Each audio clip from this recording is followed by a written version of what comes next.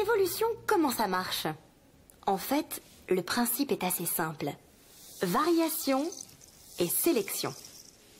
Pour essayer de comprendre ce principe et ses conséquences, prenons un modèle. Imaginons par exemple une espèce herbivore dans un environnement dépourvu de prédateurs. La nourriture est abondante, les générations se suivent, mais ne se ressemblent pas exactement. En effet, les individus varient. La variation, vous la connaissez tous. Aucun être humain n'est identique à un autre. À part chez les vrais jumeaux, vous ne trouverez jamais un visage pareil à un autre. Nous naissons tous différents. Dans le cas de notre modèle, c'est la même chose. Chaque petit, même s'il ressemble de manière générale à tous les membres de son espèce, naît avec des caractéristiques qui lui sont propres. Certains sont un peu plus grands, d'autres un peu plus gros, d'autres encore avec des jambes plus courtes, et ainsi de suite. Et chaque individu transmet une partie de ses caractéristiques à ses enfants. C'est ce qu'on appelle l'hérédité. Dans une petite population, par simple jeu de hasard, une caractéristique propre à un individu peut se répandre dans toute la population. Imaginons que dans un petit groupe naisse un individu qui est bien plus grand que les autres.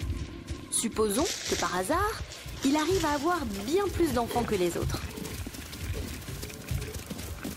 Dans la génération suivante, les individus plus grands seront un peu plus nombreux. Et c'est ainsi que de génération en génération, la grande taille se répand dans la population. Au bout d'un certain temps, par une simple variation individuelle et un peu de hasard, la population a évolué vers une forme plus grande. Mais ce phénomène, qu'on appelle la dérive, ne se produit que dans une petite population. Dans une grande population, l'évolution ne se réduit pas à la seule variation. En fait, le cœur de la théorie de l'évolution, c'est l'adaptation. Variation et sélection produisent l'adaptation. Nos herbivores sont maintenant bien nombreux et mènent une vie paisible, mais leur environnement est sur le point de se modifier. Si une rivière s'assèche, c'est une barrière naturelle qui disparaît. Dans notre cas, voilà le passage ouvert à une espèce carnivore particulièrement vorace.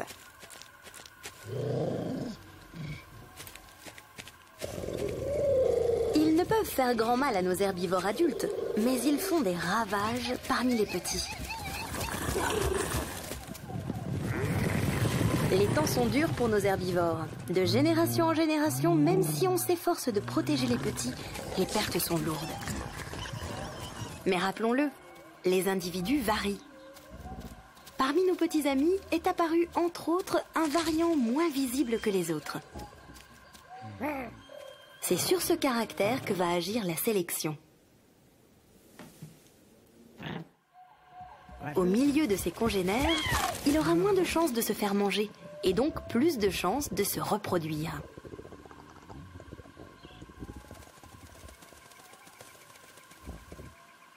Ceux parmi ces enfants qui auront hérité de ce caractère auront également plus de chances de se reproduire. Ainsi, de génération en génération, ce caractère qui s'avère sélectivement avantageux pour les individus va devenir majoritairement présent dans toute la population.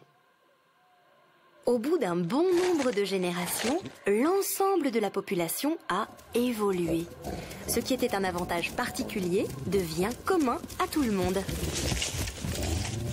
Mais si alors naît un variant qui est encore moins visible que les autres, il sera à nouveau favorisé et à nouveau cet avantage se répandra au fil des générations dans toute la population. De proche en proche, la population devient adaptée à son environnement. C'est ainsi que fonctionne l'adaptation. Variation des individus, puis sélection des variants avantagés. Les individus varient, la population évolue. Mais il faut reconnaître que notre modèle est extrêmement simplifié. Un herbivore, son prédateur. Dans la réalité, les agents de sélection sont divers et variés. On peut citer les conditions climatiques, l'environnement géographique, les sources de nourriture, la compétition pour la nourriture, une grande diversité de prédateurs, des maladies infligées par des micro-organismes,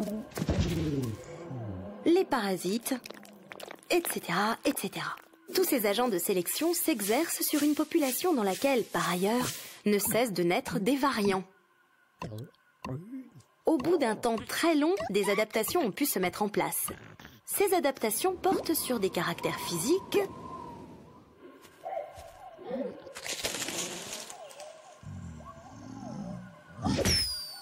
mais également sur des caractères comportementaux, comme la coopération entre individus d'une même espèce, ou l'association avec des individus d'autres espèces. Voilà comment les espèces évoluent. Mais en fait, qu'est-ce que c'est qu'une espèce ? On appelle une espèce un ensemble d'individus qui peuvent avoir des enfants ensemble, et dont les enfants peuvent également avoir des enfants ensemble. Il arrive que pour une raison ou une autre, deux groupes de la même espèce se trouvent séparés. Chaque groupe évoluera alors selon les contraintes de son environnement.